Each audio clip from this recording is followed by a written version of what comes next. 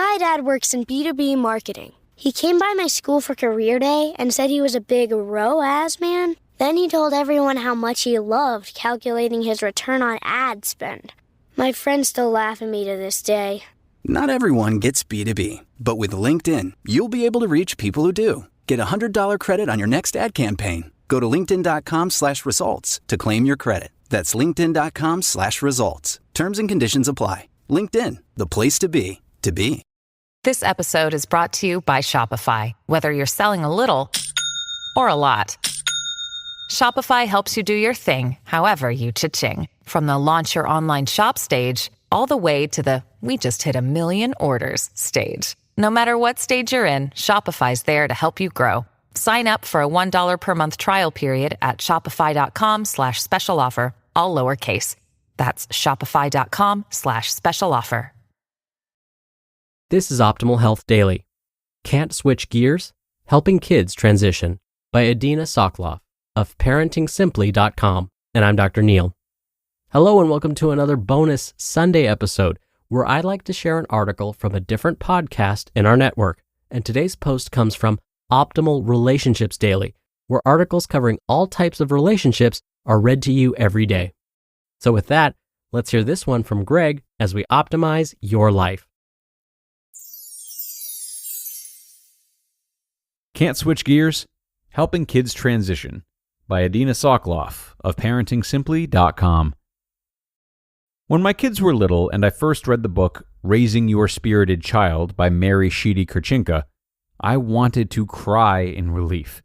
All 4 of my kids are introverted, 2 are pretty sensitive, 1 was extremely persistent.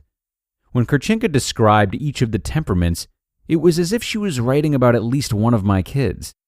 When I read the chapter on the temperamental trait of adaptability, I felt as if she was living in my house. Anytime my family had to transition from one activity to another, or as Kurcinka says, adapt, it was rough. From playtime to bath time, from getting dressed to brushing teeth, from getting into the car to getting out of the car, it was not fun. It did not help that I had problems adapting too. Most young kids have a tough time with transitions or adaptability. This trait can also contribute to parents feeling that their child is stubborn, or as we learned in a previous article, persistent.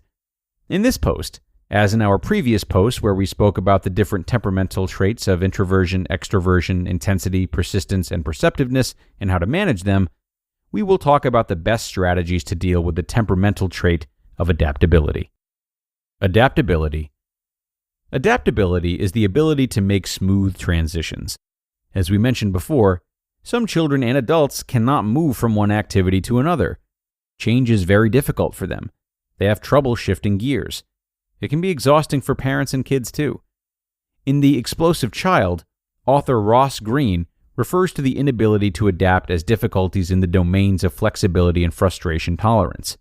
It is a major cause of tantrums and explosive behavior. Quote, "An explosive outburst, like other forms of maladaptive behavior, occurs when the cognitive demands being placed upon a person outstrip that person's capacity to respond adaptively. A substantial number of them, the unlucky ones, explode. The criers are the lucky ones because we adults tend to take things far less personally and respond far more empathetically to children who cry than we do to children who explode, even though the two behaviors emanate from the same source." End quote. It's tough to manage life with children who have difficulty adapting, especially nowadays when we always seem to be going somewhere. But these children teach you to be organized and plan ahead. They like routines and can stick for a long time to one task. We all know adults like this. These are the planners, the well-organized, the people who you want in your carpool group. The triggers for bad behavior in this domain are being rushed, surprises, and changes of plans. We can help children manage their feelings by giving them words to describe themselves, such as, "You don't like to change. You like to be organized. You need to know what to expect." And "You like routines and plans." It is helpful if we identify transitions and use the word transition to describe to our kids what is happening. We can also train them to look for transition times. Kids need their feelings affirmed while they are moving through a transition. We could say, "Rushing is stressful for you. You weren't expecting that. Surprises are too much. And it is hard to leave. To help your kids cooperate, you can allow extra time for transitions, establish routines and avoid surprises, give 5 to 10 minute warnings, limit transitions and overscheduling, help children refocus on their next activity. Younger children need a concrete idea of time, and use imagination, like saying, "Let's pretend we're airplanes and it's time for takeoff." Problem solving with kids is also helpful. "You thought I was going to take you and I'm only taking Jason. What could we do to make you feel better?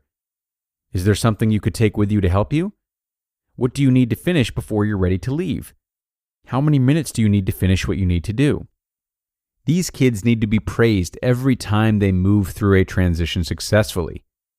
"You came right when I called, even though you were in the middle of your favorite game. Mom told me you went on 3 errands with her, the bakery, the shoe store, and the gas station. You had your book on tape with you, and that really helped."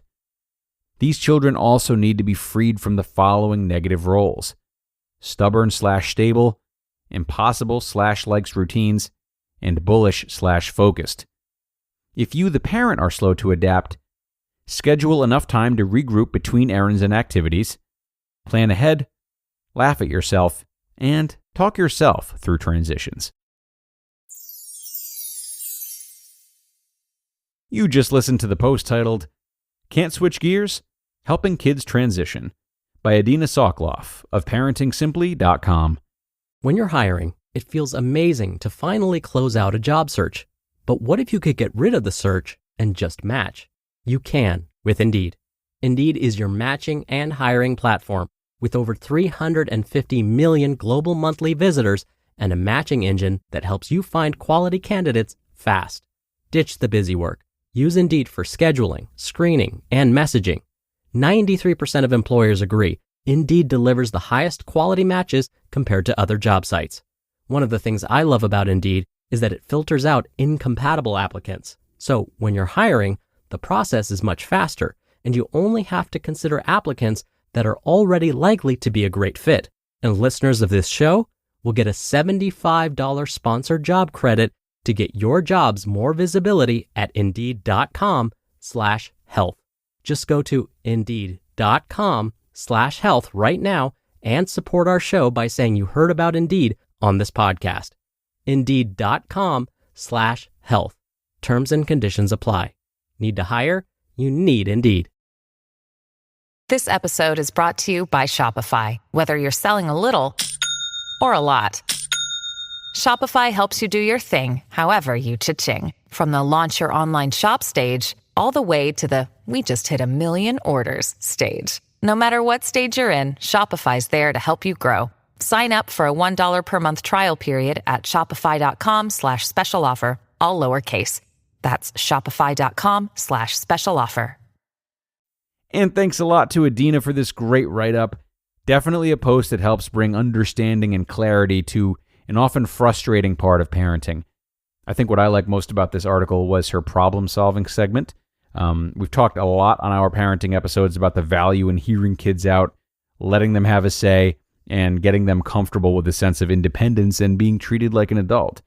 It's great to see that on display again here.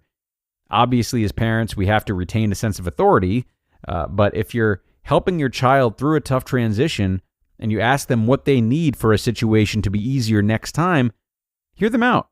And if they make an unreasonable request, keep looking for compromises. It's in moments like those that it's essential to not say, "I gave you a chance and you blew it." Keep being patient and look to find a middle ground, reminding them that you love them and that you two are partners trying to figure out what's best for both of you. In a situation like this, language, tone, and overall patience go an incredibly long way, with less regard to the age of the child than you might expect. But that's going to do it for now, everyone. Parents, I hope you took something from this episode and yesterday's parenting post as well, if you checked it out. We're going to be back tomorrow with another Q&A episode, as we usually are on Saturdays. So be sure to come on back again and listen to that one, where we will help out one of your fellow listeners with a personal relationship question, and where your optimal life awaits.